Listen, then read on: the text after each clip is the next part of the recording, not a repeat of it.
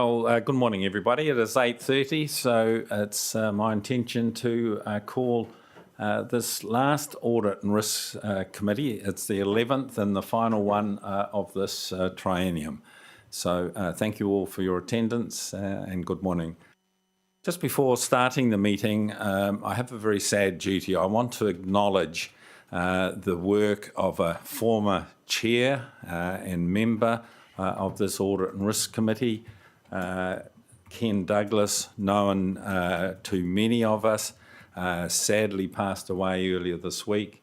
And I think it is very fitting and very appropriate that as we start this meeting, we record and acknowledge the work that Ken did on this committee. In fact, all the work that he did for Porirua City Council and the community here. So I'm sure you join with me in thoughts with Ken's family as they grieve his passing. So if we could just acknowledge in the minutes, please, the sterling work that he did, particularly in this committee. Thank you for that. Apologies. I've had no apologies received. We do have a leave of absence being granted to Councillor Morrell. That was granted by Council on the 25th of August. So are there any other apologies for attendance or early departure? There being none, I will move that we note the leave of absence and that there are no apologies. Do I have a seconder? Thank you, Councillor Duncan. Moved and seconded. All those in favour, please say aye. Aye. Contrary carried. We have not received any requests for public participation today. As is normal, I ask you to just take a moment and consider conflicts of interest. It is extremely important that we keep the interest register up to date. And if there are any particular conflicts that relate to any of our agenda items today, can I please ask that they be disclosed as we get to the agenda items? There are no items that have been brought to our attention for extraordinary business at today's meeting. So that moves me to agenda item 5, which is the confirmation of the minutes of our last meeting, which was the 16th of June 2022. So are there any corrections that anybody wishes to record to the minutes that are in our agenda papers? There are not, so I will move that the minutes for the meeting of the 16th of June 2022 are an accurate record. Do I have a seconder, please?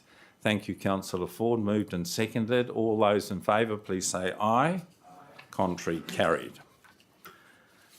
Agenda item 6.1, the Health and Safety Quarterly Report. I always start this particular agenda item off by noting how important it is.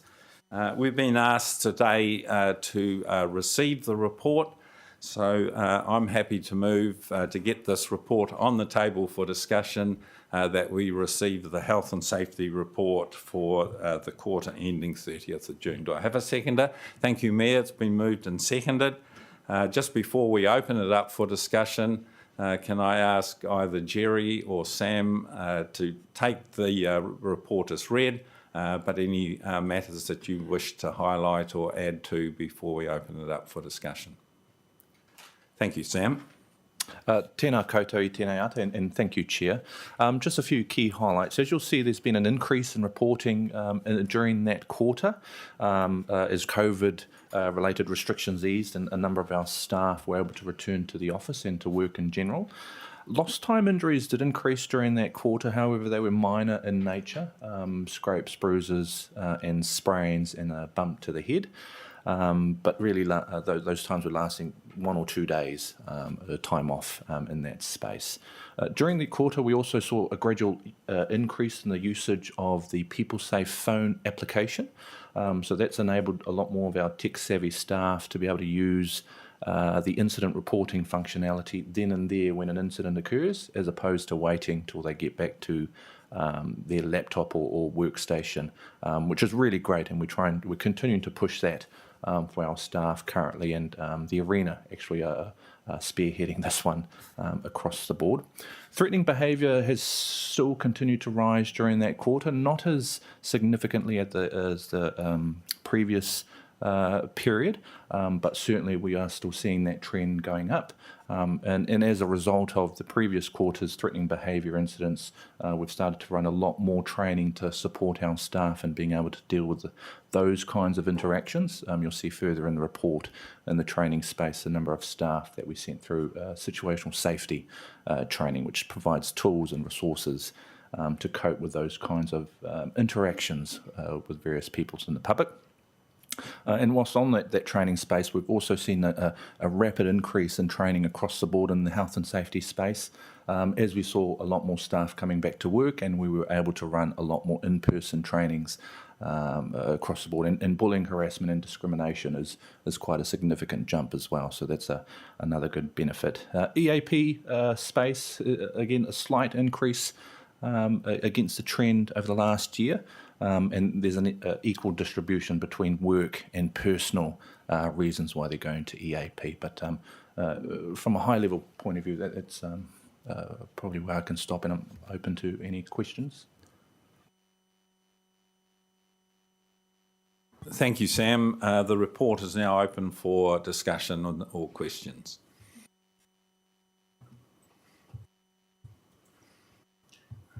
There being none, that's an indication of a great job, Sam. So, I think from a sort of personal point of view, certainly when I read the report, I'm concerned at the increase in the sort of antisocial behaviour and how that sort of impacts on the staff team.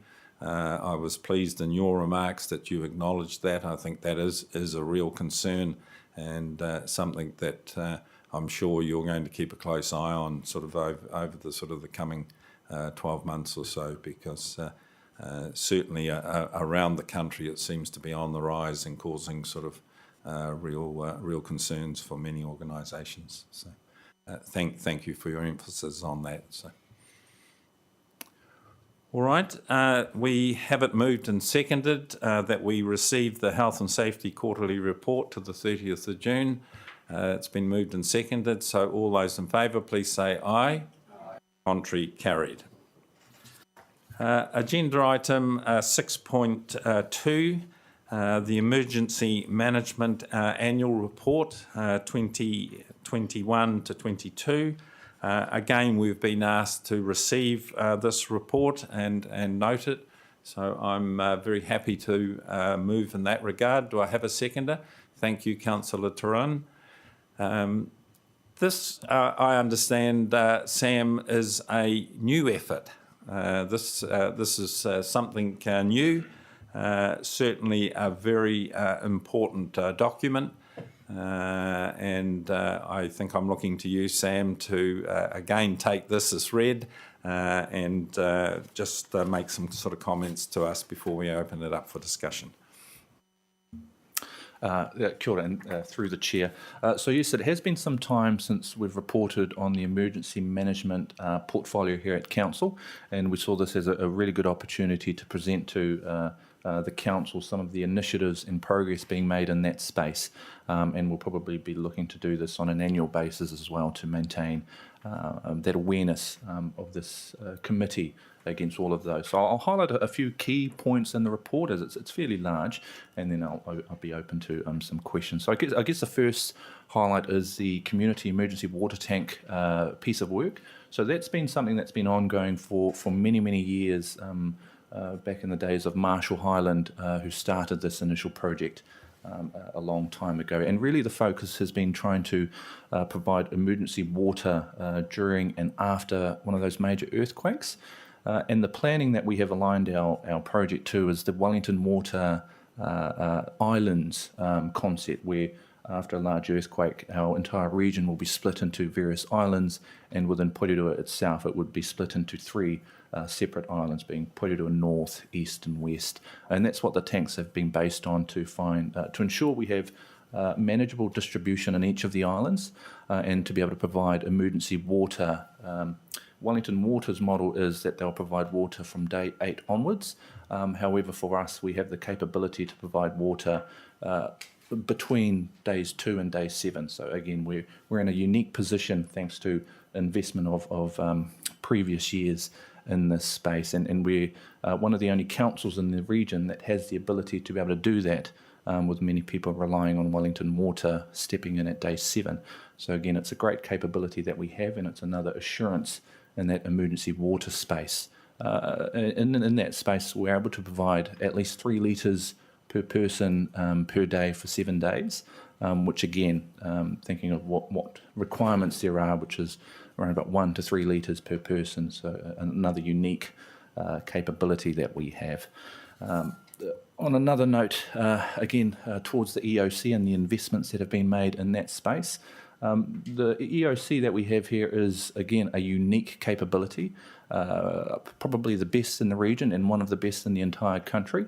And it's got one of the only capabilities of its kind in the whole country where it can perform the function of an operational EOC, a fit-for-purpose training facility, but also a logistical capability where we have the warehouse in the back, which was heavily used during COVID 2020, where some of you may have seen some of our staff in the back there distributing food and all sorts of welfare packages to our community. So again, another great capability that does set Porirua apart from many other councils in the whole country, noting exceptions with the likes of Auckland and Christchurch Council, who have invested a significant amount of money in their own facilities. Now, I guess the last notable point is from our staffing levels. We've seen a small decrease due to attrition for EOC staff, but what the positives that we've seen is we're now at a good steady state. We have a really good distribution across the entire council, so every single business unit has volunteers committed to the EOC, and that's really great. And another notable piece of work is that we've identified where a core group of our staff live, being majority of them in Porirua. So again, another layer of assurance that we will be able to get people to the EOC when the time comes. But from a high-level point of view, I can stop there and open up for questions. Thank you again, Sam. Councillor Turin. Yeah, thanks. And not actually a question, this is a good report. I just wanted to say I really support this as an initiative, reporting on this regularly. I enjoyed reading through this. I think it's important that we're doing it, and we're certainly not going to get any fewer emergencies in the future. So, yeah, great idea, definitely support it. Thanks. Councillor Leggett.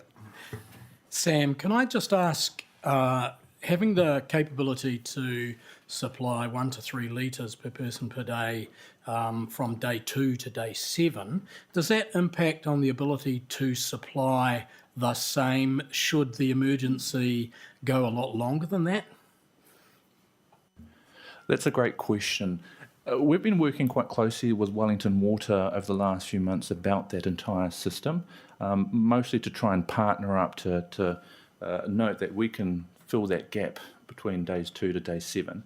And they are providing a modicum level of assurance that they would be there from day 7 onwards. And something that they're working with us on is a lot of this, they do have a lot of staff living in Porirua, and a lot of their staff have been included as part of our training because they would be used to activate those community water stations, of which we have 3, in Takapua here in Whitby and Pāwatahanui, and their role would be to open those up to be able to supply water to what they call them water bladders. You put them on a truck or in a van, you fill it up with water, and you deliver it to where it needs to go. So they do provide some assurance that that will happen, but it's difficult to plan for something like that. But yes, that's the intent.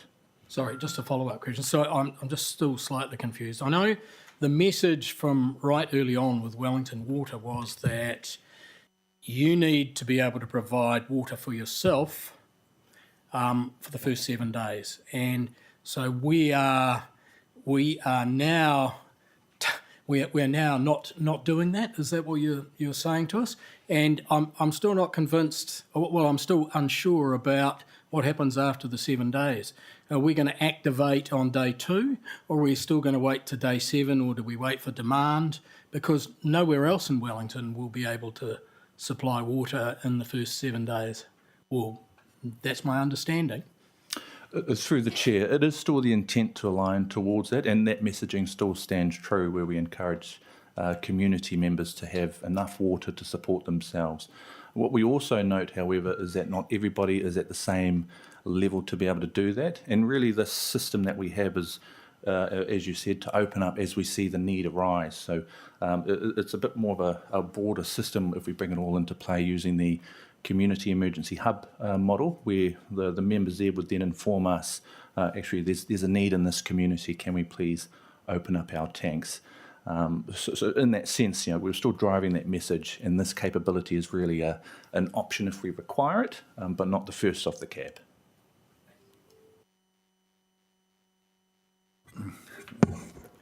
Yeah, sort of a follow-up question to that. With the islands that we've got there, Sam, you've got, I did a quick calculation, and it looks like for Plymouth Island there's 37 litres per person, Porirua West has 45 litres per person, and Porirua East has only 31. Why are they not consistent in the numbers of... A really good question, and through the chair. So that's based off of availability of tank locations. For the previous years, we've been putting these tanks in schools primarily, and now we've kind of exhausted the schools at the moment. We've pretty much put a tank in every school, and now we've been looking a bit more broader. So we've started last year to put tanks in our parks. So there's one in Whitby at Endeavour Park. There's a grouping of 3 tanks there. So we're starting to look for those kinds of locations. And so, yeah, that's the only reason why there's a difference in capacity across the board. We've kind of run out of space where we can find these things. And a sort of follow-up to that one, I see with the replacement of the emergency tanks that you're recycling the old ones. Why aren't we just offering those to residents to actually store at their place? Through the chair, a really good question. The reason why we're doing that is the purpose of replacing them is because we're changing them with more resilient tanks. Those tanks are either at the end of their life cycle, and so gifting some of these to community groups when they're at the end and we no longer see them as safe, probably is a question above myself to answer, but certainly that's the rationale.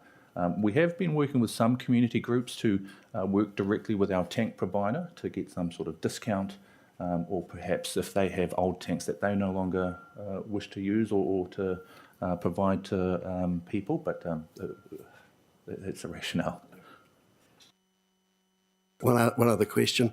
Page 22, Community Emergency Water Tank Project, 5th bullet point, finalising the licence to occupy all Ministry of Education facilities. So who provides the licence now that Ngāti Toa own the land that those facilities are on? Through the chair, that's a question we floated with the Ministry of Education. So earlier this year we achieved all licence to occupy with them pre-Ngāti Toa taking on the land. So we're waiting to hear back from them what that would look like going forward, because it's something that we've floated. There's a different owner now, I guess. Sorry, one other. At page 26, the 3rd bullet point, receiving a $16,000 bill from Wellington Water to replace the filtration. Is there insurance on that, or and what's the progress in tracking it down? I can only speak to what I do. This was pre myself coming in here, but I can follow up with Wellington Water on that process and how it all eventuated. Thank you, Councillor Duncan. The Mayor. Thank you.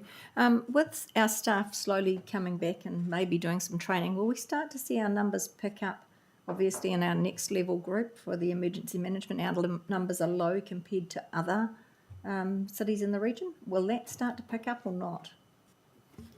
Through the chair, yes, we have already seen an increase across the board at the foundation level. We now have 8 staff at that level, and at the intermediate level, we now have 7. So the REMO's introduction of this new training package has allowed more staff to attend block course style training, as opposed to the previous one was every month, which some staff struggled to attend, and instead they can commit one day and they can achieve the competency levels.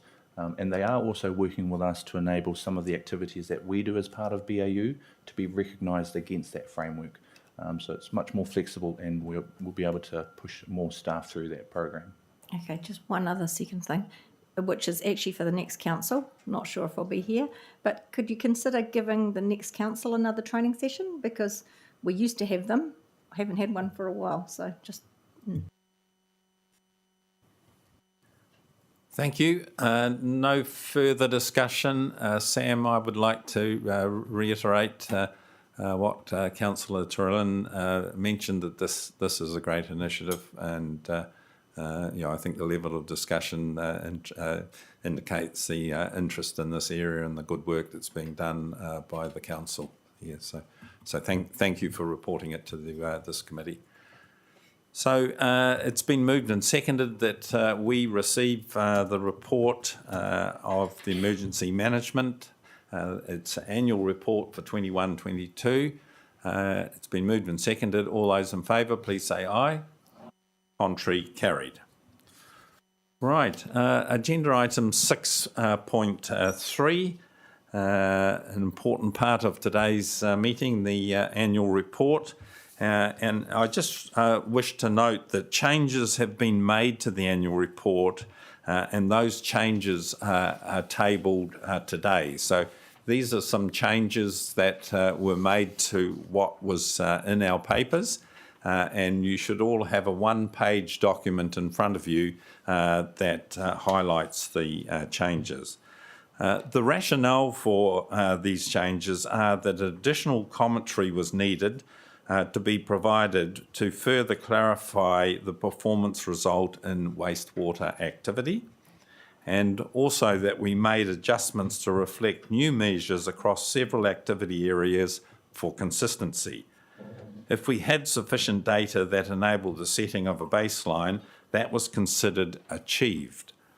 If we did not have sufficient data and were unable to set the baseline, that was considered not achieved. So I will move that the report that we had in our papers, together with the changes that are in the one-pager that have been tabled today, that we've been required to receive the report together with the changes, note the comments of the external auditors, which we will come to in the next agenda item, agree the appropriate information and approach has been taken in respect of the processes to produce this annual report, to agree to the accounting treatments proposed in the annual report, note the overview of the financial and non-financial results for the year ending June 22, and endorse the adoption of the annual report at a future council meeting. So I'm happy to move in that regard. Do I have a seconder to get this on the table so we can discuss it? It's been seconded by Councillor Duncan. Thank you. Do I hand to you, Joe, initially to lead us through this very detailed agenda item. Thank you. Thank you, Chair. Couple of things just before I go into the detail of it. On page 33, it should be resource consents, not contents. And on page 34, at paragraph, my computer's just at paragraph 10, it should be higher. It should read higher interest rates.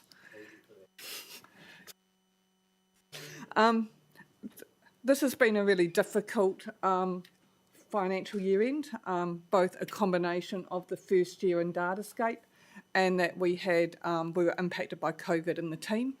We're not in the position we would usually be at this time of the year with everything cleared out, and we've got some financial, we're still tidying up some of the financials, which we expect to be tidied up over the next 3 to 4 days, so that can be presented to council.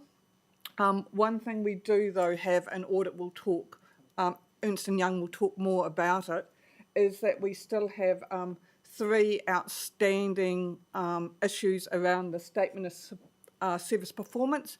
You may remember a couple of years ago there was issues, and last year as well, there were issues around the water standards, and we're working through those at the moment with Wellington Water audit in progress at the moment. We actually require OAG, the Office of the Auditor General's review of what is potentially a qualification or a matter of emphasis around the water loss and the which was an issue last year, and the which is a complaints qualification, which again is consistent with last year. The report itself goes through the detail of both the revenue expenses and the balance sheet, and then you've got the detailed annual report summary, the statement of service performance, and the financial statements. Thank you, Joe. Just prior to opening this up for discussion, can I say and pick up on what Joe said? This has been a very difficult and challenging time in which to do a set of annual financial statements and the annual report. I can tell you certainly from my experience that this council is very much more advanced, or at a more advanced stage than what many local government entities are in New Zealand. And, I really want to acknowledge the work that's been done by Joe, Peter, Graham and the whole sort of finance team to get to this position. And also the work of the auditors. So early next week, the process will really be sort of beyond the council and beyond the auditors, and will be in the hands of Audit New Zealand for their finalisation of their work on Wellington Water and also the Office of the Auditor General. So I think prior to the discussion, it is still somewhat incomplete, and as Joe said, normally they would be sort of further ahead than this situation, but I think a very commendable effort on all sides has been completed in very trying times. So with that comment, if I can open it up for discussion or questions. Anything else that anybody from the finance team wants to add to Joe's comments? Or indeed you, Wendy. Did just have one comment. As a result of these outstanding items, recommendation 6 in here, which says endorse the adoption of the annual report 21-22 at the 22nd of September council meeting. After talking about it this morning, our intention is to still bring the annual report to that council meeting, but it may not, it's unlikely, in fact, to be available for formal adoption. So we may just need to, with the agreement of the meeting, either remove that recommendation or alter it. Let's have the discussion around the content before we get to that process point. Thank you, Wendy.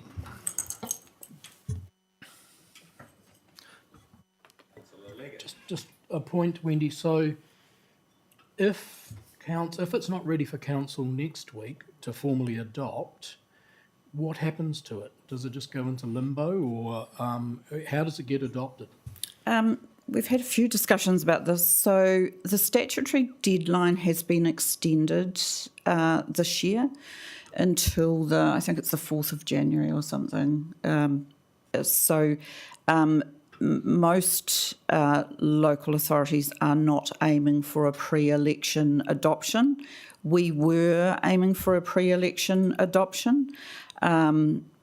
However, fate is not favouring us in that regard. So it looks like we may, highly unlikely to be able to get the OAG sign-off in particular. So we will therefore get you to receive it at the next week's council meeting, but the formal adoption can't happen until the audited accounts. We get the formal sign off from the auditors. So it's like passing the baton to the next council in effect. Gotcha.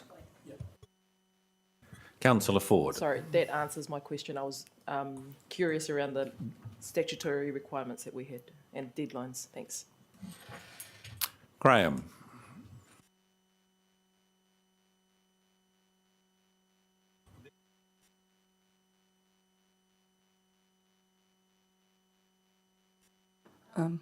I'd like to be able to blame it entirely on some other people.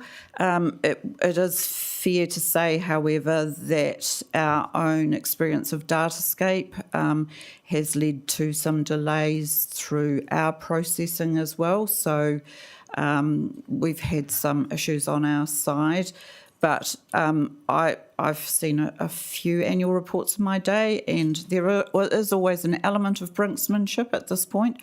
But this time it looks like it's not going to quite get through the required processes at the appropriate time for sign-off next week.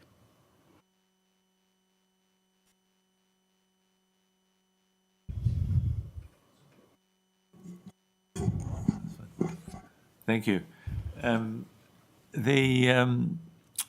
We have, without putting words in anyone's, we've made progress on where we were with Wellington Water last year. Indeed. We may leave that till the next report when the auditors can speak to that. But yes, we've got a similar but slightly different in character set of problems. So I will leave them to speak to that.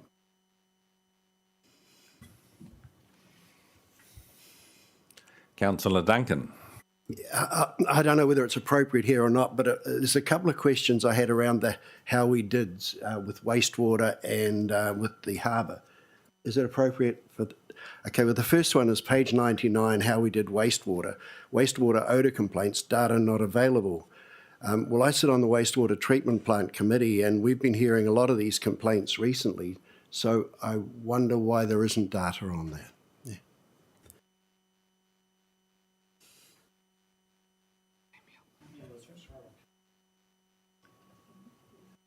Anybody able to answer that, or do we want to think?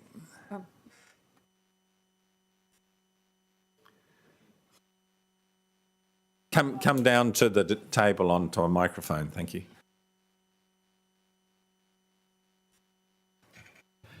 Kia ora koutou, through the chair. So my understanding is we just haven't been given data. There wasn't data available for that particular measure. I don't know the full background detail on that, but I can get back to you on that. Thanks. And a follow-up to that, how we did Te Awarua, Porirua Harbour and Catchment, under the heading, we will improve the health of the harbour. I note none of the water quality test targets came even close to being met. Do we have any indication of why that is? 105. Through the chair. So the result for that one there was actually from the lab testing that we received from ESL. So all the numbers that indicated there that that was the actual numbers that was tested. So the target was not actually met or even close to it.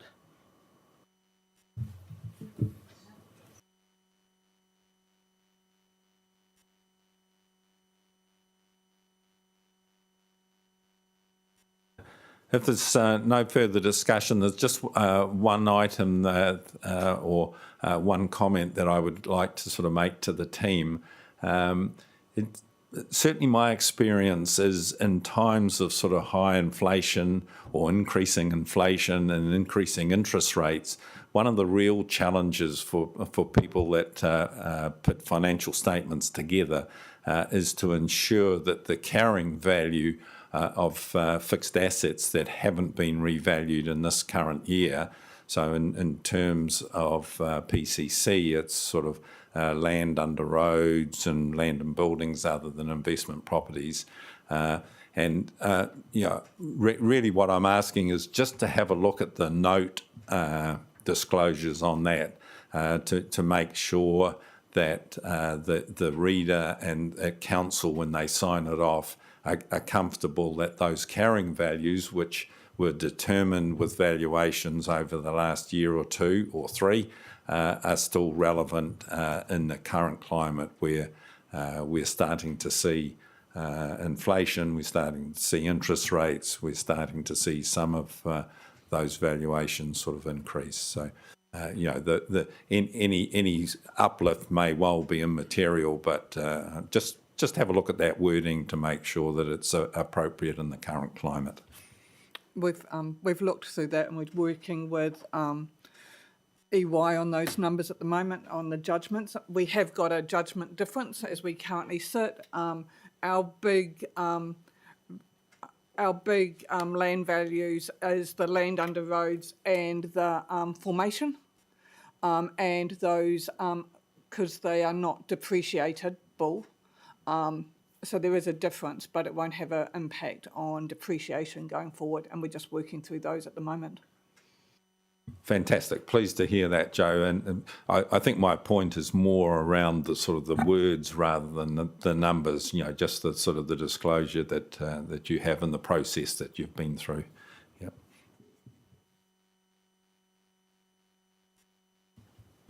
All right. Very important agenda item for us. Certainly when the annual report is considered at a future council meeting, whether it is next week's or a council meeting after that, I will attend on your behalf and give a brief report on the work of the Audit and Risk Committee in terms of that report. So I think it's important to understand that that is part of this process on this agenda item. So if there's no further discussion, the Chief Executive has drawn our attention to recommendation 6, which says currently endorse the adoption of the annual report at the 22nd of September council meeting. My recommendation would be that we amend that and say endorse the adoption of the annual report at a future council meeting, rather than be specific on the date. Does that meet with the meeting's approval? Yep. Graham, you seem somewhat... I was just wondering whether we shouldn't hear from the auditors, Ernst & Young, before we commit as a committee to endorse a report. So I was just wondering if we could hear from Ernst & Young before we endorse the... All right. I'm happy to consider that so that we could come back to agenda item 6.2 after we hear from Ernst & Young. Is everybody comfortable with that? We'll just hold this one in abeyance and hear agenda item 6.3 and then come back and we will vote on what we're required to on 6.2. Everybody comfortable with that? Graham? Yep, I sense they are, Graham. So there's no sort of violent objection. Yeah. Yeah. All right, so let's just hold the vote on, 6.3. I had my numbers agenda numbers slightly wrong. So let's move to agenda item 6.4, which is the Ernst & Young closing report on this year's audit. We've been asked to receive this report. So in terms of getting the report on the table for discussion, I'll move. It's been seconded by Councillor Ford. As Graham indicated, it's important that we understand the work of the auditors and where they're at in relation to the annual report. So Sam and Casey, welcome to the meeting. Sorry, I should have done that earlier. Take your report as read. I think we're very interested in the update to your report, what you've achieved since producing this for our papers. So we look forward to hearing from you before we open it up for discussion. Thank you, Chair. So on page 124 of the papers was our executive summary at the time of mailing about a week ago. So Casey will take you through the highlights of the report.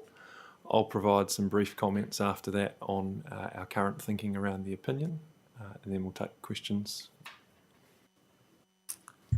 Thanks, Sam. I'd just like to highlight a couple of areas just in our areas of audit focus, sort of significant areas that we focused on throughout the audit. Probably the first one is just around the 3 waters we revalued during the year. So on 31 December 21, they were revalued based on a valuation prepared by Aon. So our focus really is around what was the methodology that was applied, does that make sense? What were the assumptions that were applied in that valuation? Looking at empirical evidence to support that. So that was really our focus area. Probably 2 issues that we've noticed through that process. The first one being that stormwater valves Aon had erroneously excluded from the valuation number that ended up in your financial statement. So that was $177,000. The other issue was management had used an old version of the report to book the number that is currently sitting in the financial statement. So currently that is understated by around $1 million, so $968,000. So the other 2 issues that we've noticed on our way through. Our work on the valuation is still in progress. We're nearly there. We have a few outstanding items we just need to tidy up. But that's sort of where we're at with the valuation. In terms of work in progress, one of the tests we do is we look at slow-moving WIP, so things that have been floating around for a while that haven't moved. So on investigation of those balances, we noted that 500K of that balance should have been capitalised. Upon receiving that information and that testing, we've selected more to test just to make sure there isn't anything else floating around in that balance that requires investigation and adjustment, and we're working through that with management at the moment. Probably another area I wanted to touch on was around probably Datascape. So we've done some work to make sure that the opening balances have transitioned appropriately across from Tech 1. No major issues in terms of that work, some minor differences that we noted not of a material nature to the financial statements, and management acknowledged there's still some tidy ups to do, mainly sort of around trade debtors, trade creditors, things like that need a bit of tidy up. The other area probably worth mentioning is around the software as a service accounting treatment change, which we did highlight in last year's closed report that would be coming. So we've reviewed the analysis that management have provided. We've worked alongside them to ensure that that's appropriately threaded through the set of financial statements, and that's why you see a restatement piece disclosed in your accounts. In terms of outstanding items, there are obviously a number of outstanding items in the report at the time of mailing. The majority of those have been worked through in terms of what management need to provide to us. So we're working through the documentation that management have provided over the last couple of days. There's likely to be some more queries and some requests that will go through to management, but we're working through that with them. Thank you. So members will note that our report doesn't include a draft auditor's report at this stage, and there's a few challenges in that regard. So if I deal with the financial information consistent with the 2021 audit and subject to finalising some of the matters Casey referred to, we expect to issue an unqualified audit report on the financial performance of the council for the year to June 2022. With the pending expected 3 waters reform, there's a note in the financial statements which describes factually where it's up to, and the Office of the Auditor General has required consistently across local authorities that are impacted by the reforms just to point to this in the audit report. So that's the one modification that relates to the financial elements, which cross-refers to the note that provides a current status of how that is.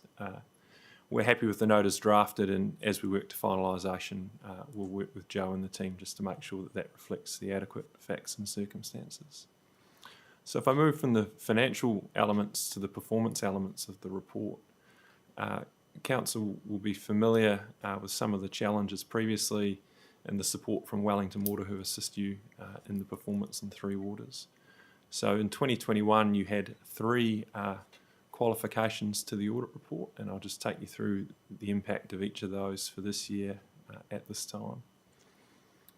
There was one in respect of comparative information presented for the 2020 year. That's not relevant for this year, so that will fall away.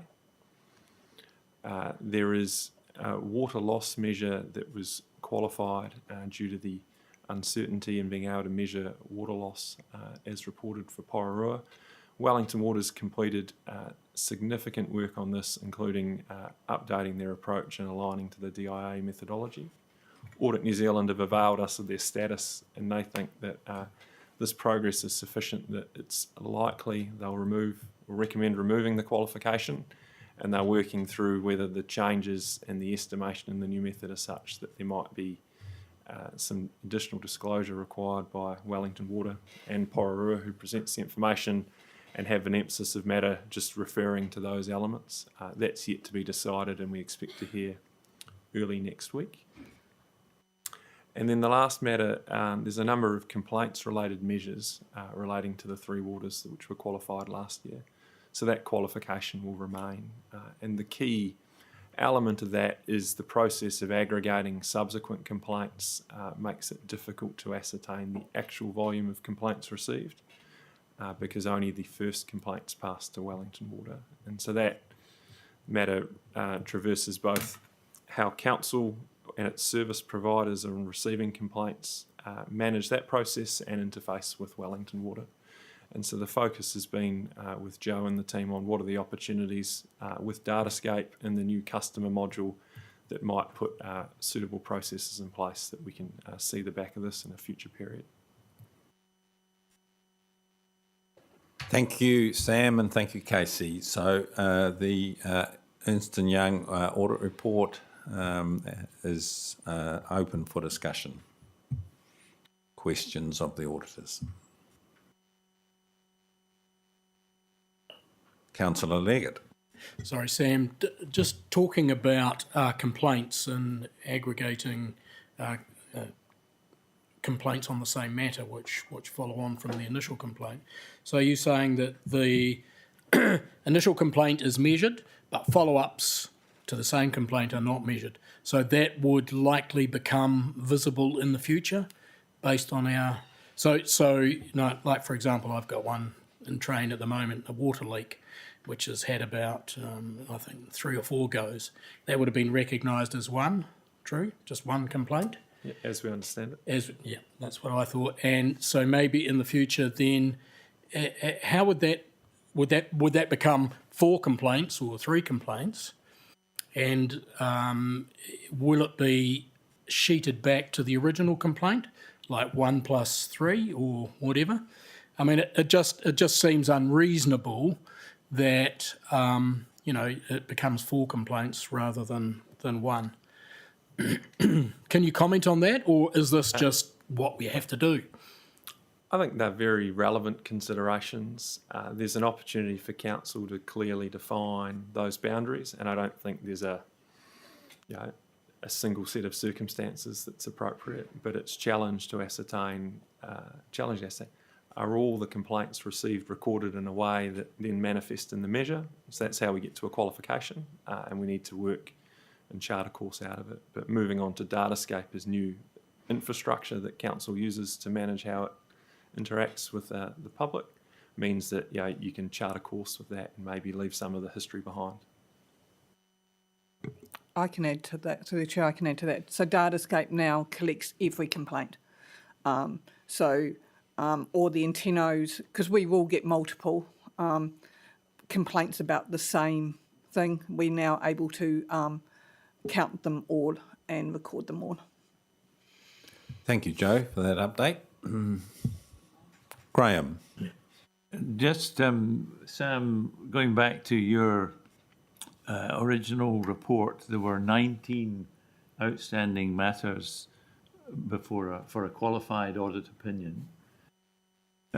We've received the one page with further progress in terms of meeting some of the other outstanding items, but it states here that you haven't had a chance to evaluate all of those issues. But can we have it can we understand and take it that there's nothing in those 19 items which is going to cause a problem in terms of reporting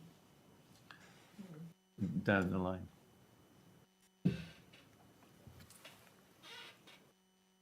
There's a bit of an unknown in that regard, Graham, as you'll understand from your previous experience. All matters that are pertinent, we've tried to be as specific as possible. We're in the hands of Audit New Zealand on Wellington Water. They've been very supportive and open in their communication, so we spoke to them as recently as yesterday, which informed my update I just presented to the committee. Joe and the chair referred to some of the considerations around the fair value of assets that aren't revalued. We're testing management's assertions. We benefit from data points across our wider local government portfolio, and obviously there's observable data on inflation, cost pressures, and house prices and land values that need to be considered in the period since December 19 and December 20 for the relevant valuations that we just need to narrow our view to bring to a conclusion.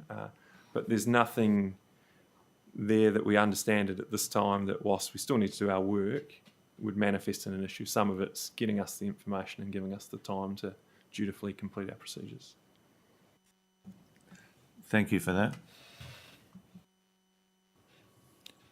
All right, I don't see any further discussion with the auditors on their audit report. Thank you again, Sam and Casey, and take our thanks back to your team for the work done to get us to this position for today. So it's been moved and seconded that we receive the Ernst & Young report on their audit. Can we now put it to the vote? All those in favour, please say aye. Contrary, carried. Now, with that discussion, we can now feed back and look at agenda item 6.3.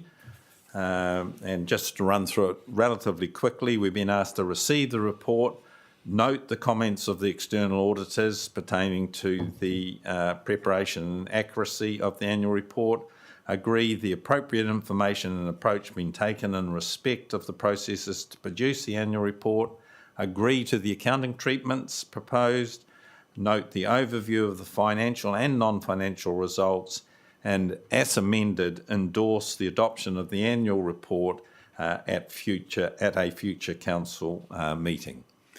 So it's been moved and seconded in that regard. Councillor Ford. Thank you, Chair. Just a quick question around the wording for item 6. Is there a requirement, though, for us to put like a deadline date? Otherwise, we could potentially go on and put it off. Well, as the Chief Executive pointed out, we have a statutory deadline date of the 4th of January. So should it then reflect that it must be done before the 4th of January? There's no particular requirement for the wording of a recommendation in that regard. We know the statutory deadline, so if you wanted, we could put it in, but it's unlikely, it's going to be November or December. It's not going to go that far. Okay. Cool. You comfortable with that, Councillor Ford? We could just add sort of noting the statutory deadline on the 4th of January. So, yeah. Why not? You're comfortable with if we just have future meeting? I know, with you adding in that. Oh, right, okay. All right, so what we're now looking at is endorse the adoption of the annual report at a future council meeting, noting that the statutory deadline is the 4th of January 2023. The statutory deadline is, as per the legislation, is the 31st of December. this year, why we talk about the 4th is that's the next, it has, because the 31st of December is our public holiday. The working day, the next working day holds, but the endorsement would have to be by the statutory date of 31 December. So, So, It'll be the last council meeting of this year. Not necessarily. It's likely to be in November. Okay, cool. all right, so just to remind you where we're at, so it's endorse the adoption of the annual report for 21-22 at a future council meeting, noting the statutory deadline of the 31st of December 2022. All right, so we've slightly amended what we've been asked to do. It's been moved and seconded. We'll put it to the vote. All those in favour, please say aye. Contrary? Carried. Excellent. Right, so we are now at agenda item 6.5, which is our Treasury Investment and Liability Management Quarterly update. An important part of our regular agenda. We've been asked to receive the report and for the period 30th of June. I'm happy to move in that direction. Do I have a seconder, please? Seconded by the Mayor, thank you. Sam, no. Graham, sorry, yeah, I was looking for... Graham, take the report as read, if you can just highlight that for us, please. Thank you, Chair. Through you, this is a quarterly update on the Treasury position, and it shows that Council is fully compliant with its Treasury positions. And there was just one item which sort of note through the transaction log, which was for $10 million for a term deposit, which is at a fairly good rate of 3.3%. But the report itself just shows that Council is fully compliant with its Treasury positions as at the 30th of June. Thank you, Graham, for that. It's always pleasing to note that it's fully compliant. Any questions or discussions on the Treasury management? There being none, it's been moved and seconded that we receive this report. We'll put it to the vote. All those in favour, please say aye.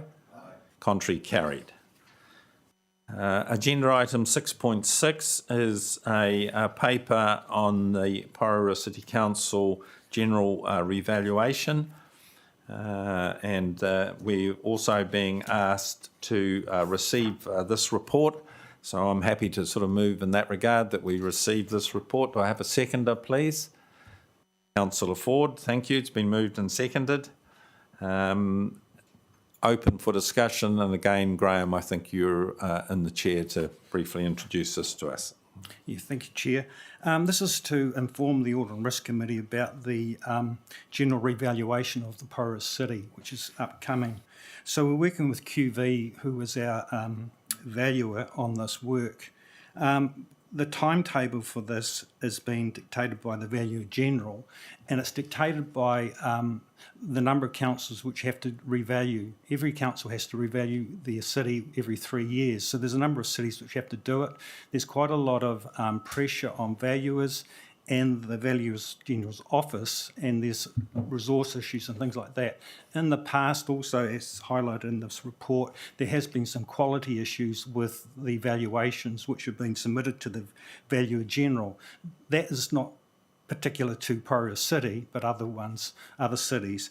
But it's putting pressure on the Valuer General's office to ensure that the information provided to them is suitable. So the deadline for completing the valuation is now not until March.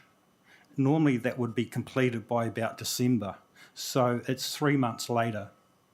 So the impact really becomes around the annual plan, which we're doing for next year, and in terms of, because we will most likely go out for consultation, and when we go out for consultation, it's around informing the public and ratepayers about the impact of the rates. So if we keep to the LTP rate of 7.65%, which is the general rate across everybody, with the general revaluations, there will be most likely differences between suburbs, difference between the highest value properties and lower value properties. And by what I mean by that is that if your property changes in value by the average of every other property change, you'll basically get the 765, if it was the 765 which is set. If your property moves more in value, then you'll get a higher rate increase. If your property goes less than the average, you will get a reduction from what is the average amount. The issue there is that a $100,000 movement on a $500,000 house is a higher percentage movement than a $100,000 movement on a $1 million house. So the likelihood of is that the lower value properties will go up as a percentage, as in higher percentage amounts. So, but we need to work all that through, and the issue there is the time frame. So if we get the QV's final revaluation in March, we have to then be able to analyse that, get the final information about what the impact is. So when we go out for consultation, we can inform everyone as accurately as we can about the impact on the rates, which we will be setting, the rate increase we would be setting. So that's the major impact. Thank you, Graham. Can I ask, this is not a new issue, but the problem here is because they're going to be, QV are going to be 3 months later than normal in issuing those revaluations. Do I understand that correctly? That's correct, yeah. Okay. Councillor Turin. Yeah, so just in relation to that issue of the revaluations and the rates impact, do we have any tools available to us to potentially mitigate any swing if there are particular areas that are disproportionately impacted with major increases, or are we more just finding this information so we can be really clear on our comms so people understand what's coming?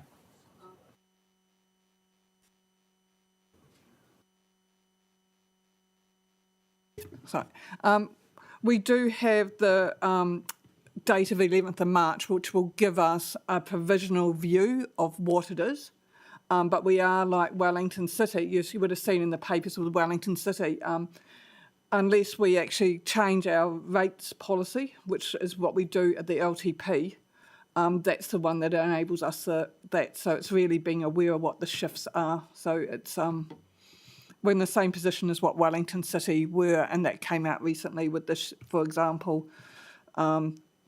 Strathmore Park having higher rates increases than Mount Victoria.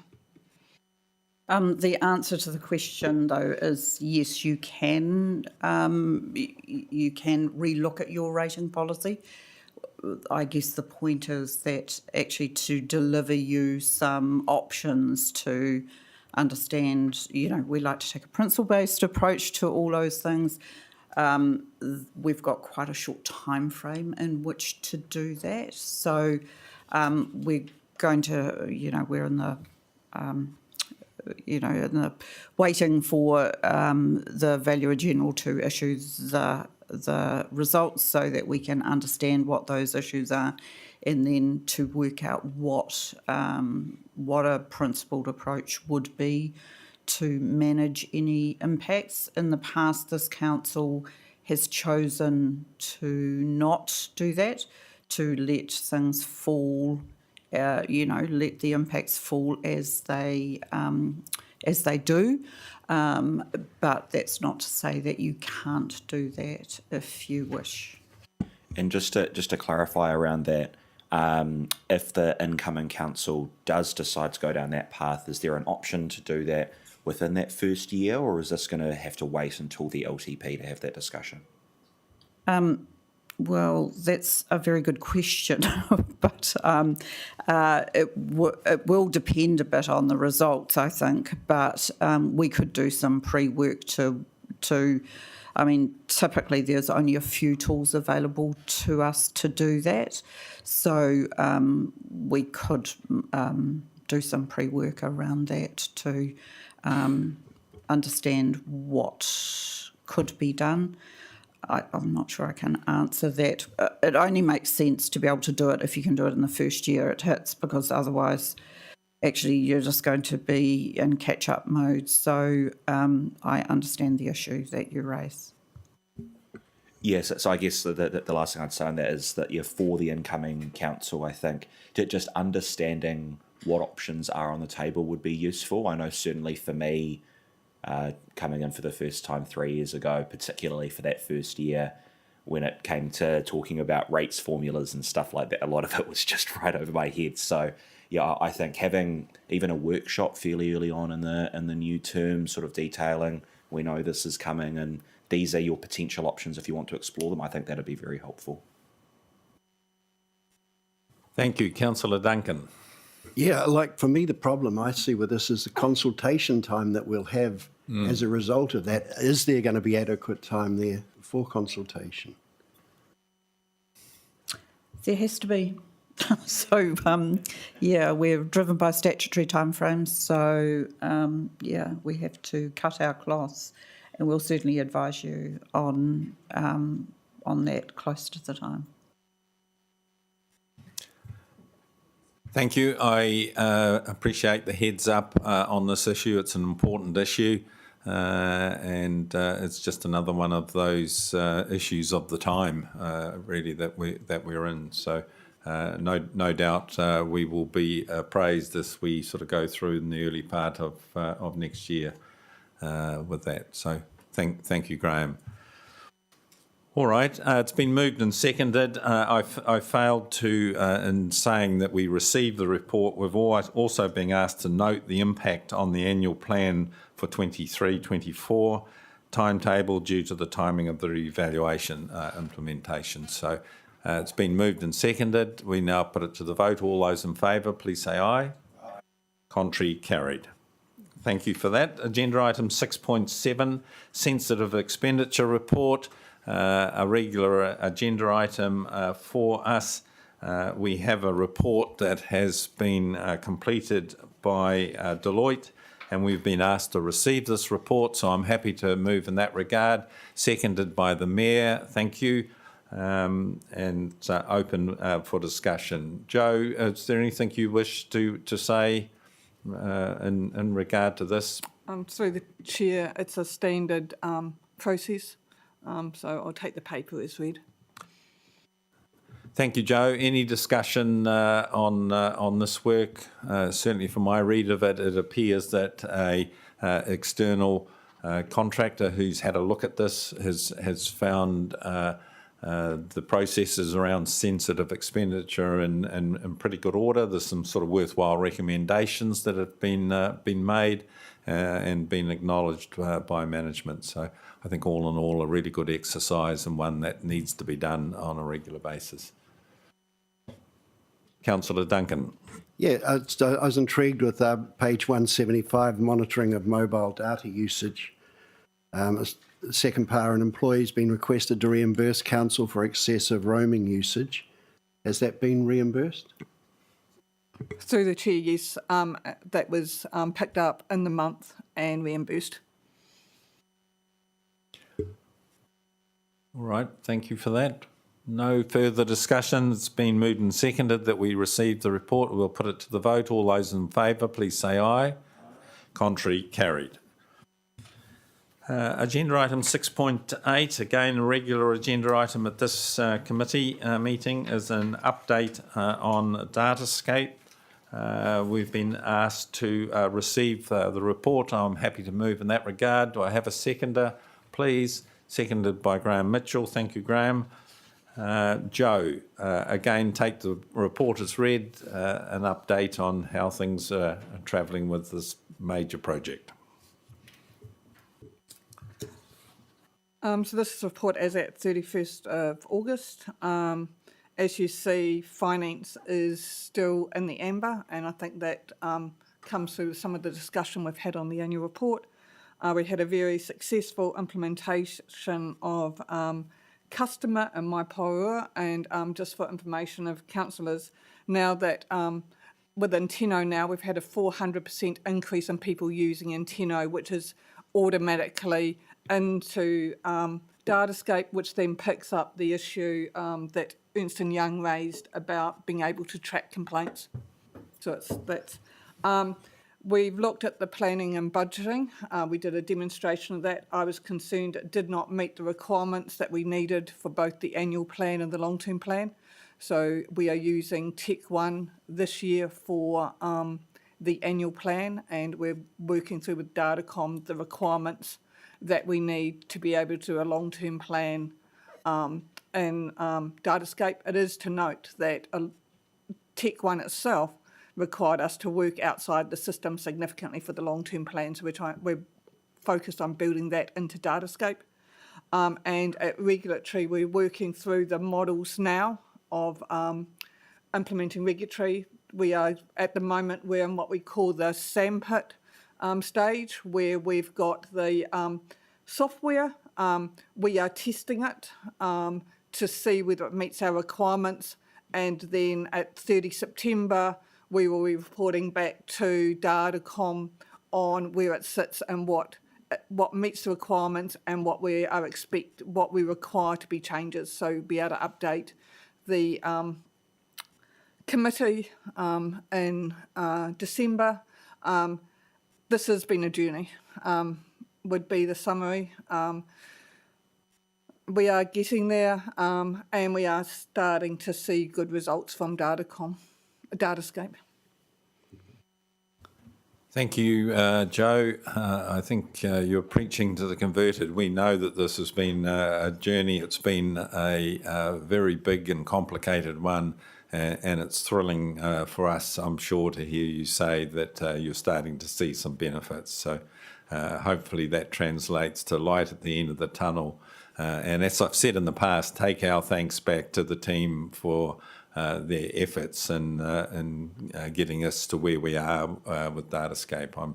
I'm sure that many of the tasks they're well sick of and looking forward to having well and truly behind them. So, any further discussion? Councillor Duncan. Yeah, going back to what Joe was saying about Technology 1 being reinstated to deliver the annual plan, what's the financial implications of that? Does that blow the budget from what we've had, the numbers that we've had before us? I'm working through the commercials with Datacom on that because it is. So I'm working through. But just to note that one of the modules where wasn't ready, Datacom have reimbursed the council for the costs we incurred this year, but there's been we haven't got to result yet on Tech 1.